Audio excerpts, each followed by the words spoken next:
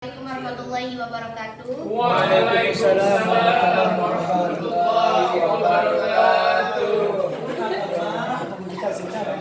Oke, jadi kami dari kelompok 5 dan di sini kami akan menjelaskan tentang pemahaman dalam mimpi, yaitu yang kelima tentang empati.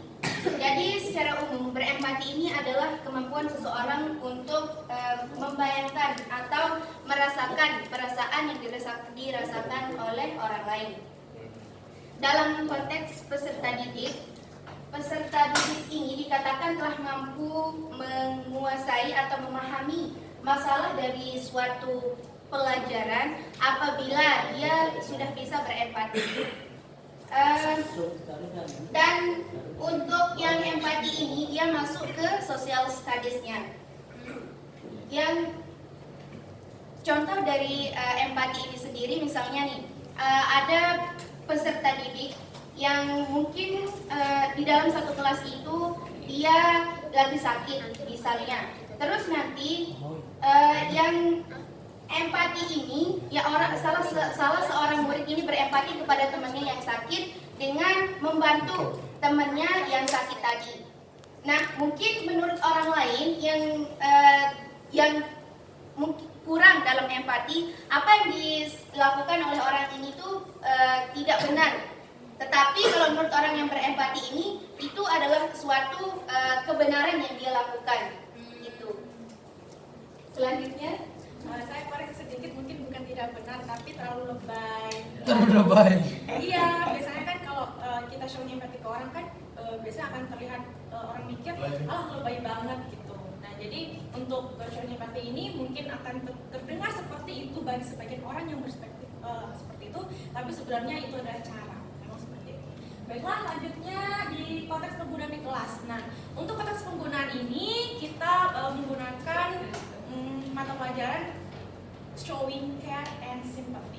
Nah, jadi di sini dalam mata pelajaran ini kita itu memberikan pengetahuan dan memberikan dorongan kepada siswa untuk memberikan rasa simpati.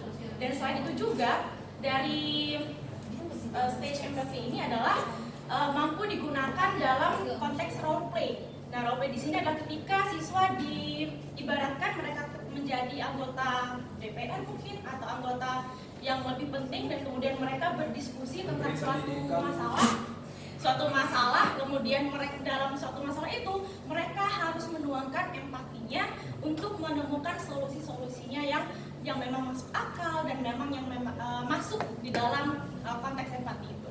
Seperti itu. Selanjutnya Mbak Silde, faktor-faktornya. Iya, baik.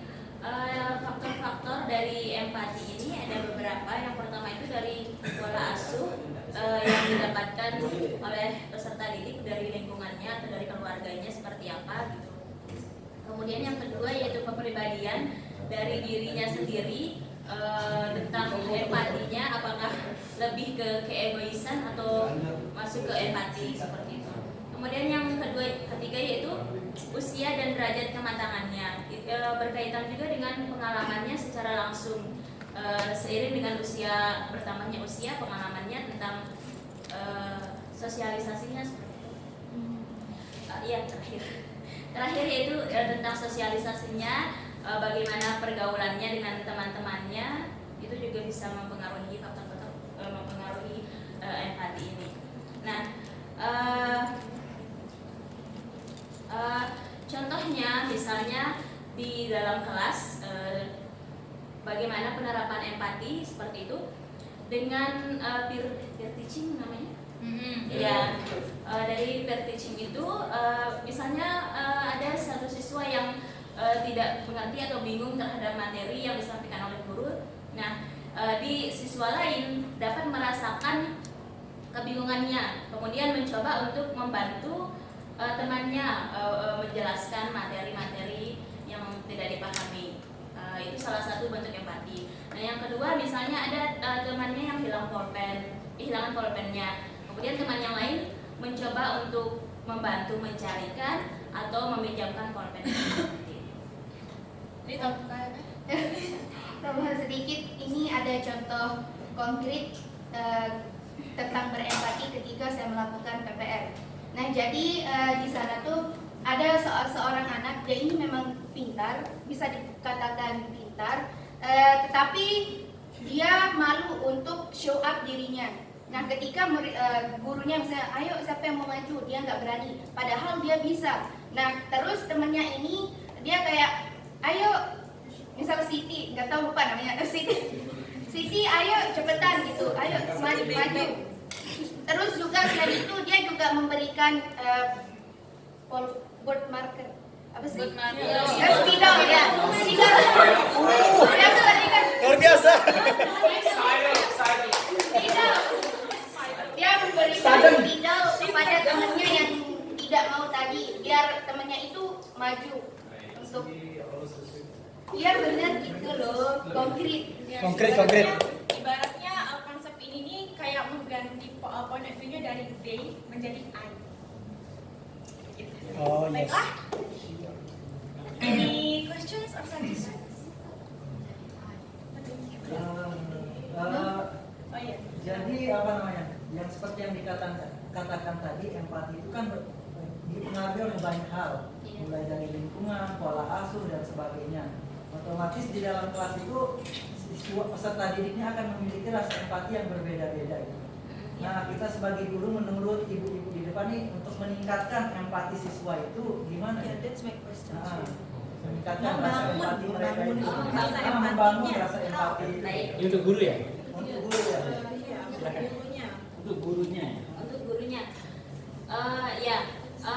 empati didapatkan dari pola asuh kan misalnya. Ya. Nah, nanti akan dipraktikkan di sekolahnya atau di lingkungan hidupnya seperti itu. Kemudian dapat diperkuat lagi di dalam kelas oleh guru, misalnya bagaimana mengarahkan peserta didik untuk bisa mampu memahami perasaan orang lain. Nah, misalnya dari materi misalnya di bahasa Inggris seperti itu, showing care dan sympathy, atau kemudian dengan asking for help. Nanti kan di sana ada proses-prosesnya, bagaimana membantu seseorang atau temannya seperti itu. Jadi fungsinya guru di sini ya memperkuat, mengarahkan ke sana gitu. Nanti untuk implementasinya bisa digunakan di sosialnya, kehidupannya. Kalau menurut saya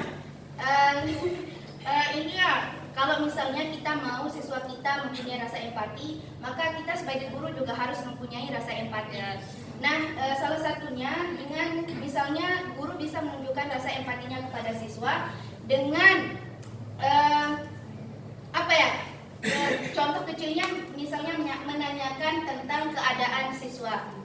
Nah, dari situ guru ini misalnya melihat ada salah seorang peserta didik yang mungkin tidak well pada saat itu, yang keadaannya berbeda dengan teman-temannya.